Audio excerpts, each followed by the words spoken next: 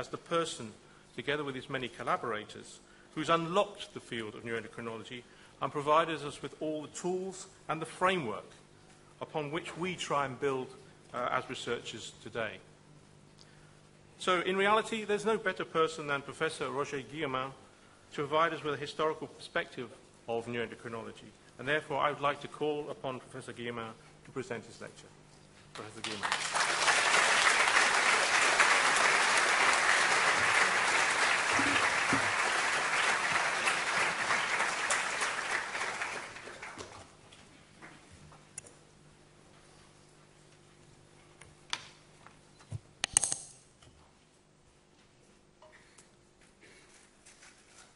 Ladies and gentlemen, dear friends, many colleagues, many friends, ladies and gentlemen representing the authorities both in academia and in the structures of the local and international governments.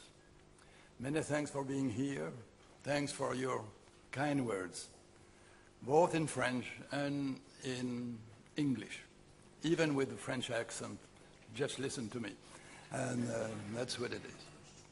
When I was very touched, I must say, and very impressed, but I was very moved when Professor Vaudry asked me in the name of your organizing committee to give this opening lecture. I thought it was really a recognition by all of you, which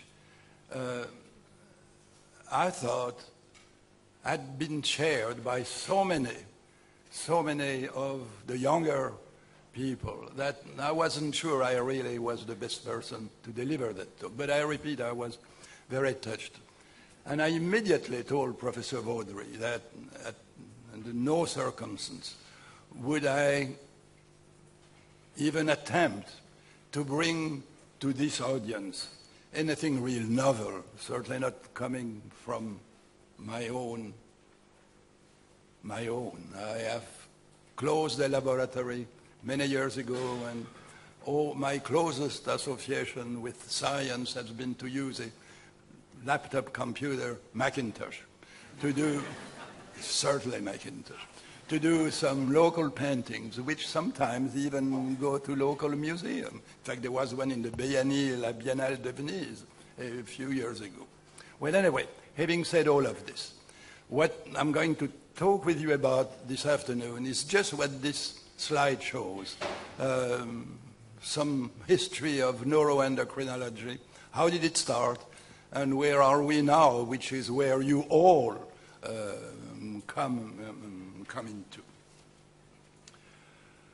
To my knowledge, the first time that the word neuroendocrinology appeared, and I've looked all over the literature of various languages, was in French, with this hyphen, Neuroendocrinology, as the title of this enormous book of almost 2,000 pages by Roussy and Mossinger, about which I have the book, I own the book. Many of the facts reported in that book are real. There's no question about it. Their interpretation for many years was subject to all sorts of hallucinations or elucubrations, but turned out to be actually correct in what we now consider to be the real facts of neuroendocrinology as we will developing it. So, if we start this historical quickie recount, I'll show this illumination by an unknown artist, which is in the Baudelairean Library in Cambridge. And I will simply use this image to go ahead with the name of Descartes and his concept of the pineal gland and the les esprits animaux, the animal spirits, moving to the periphery through the nerves. And we'll move immediately, 100 years later, 150 years later, to the electrical part of the function of the nervous system with Galvani and Volta decapitating frogs, putting them on the steel ramp of their building and seeing those muscles quiver when there was lightning, or actually activating the muscles with a petri dish, with a Leyden jar, I beg your pardon, or just with a quid made of two metals, zinc, copper would do. And that was the electrical proposal to explain the functions of the nervous system. But very rapidly, Claude Bernard said, well, not so fast. If you inject curare, or if you add curare to the system of Volta or Galvani,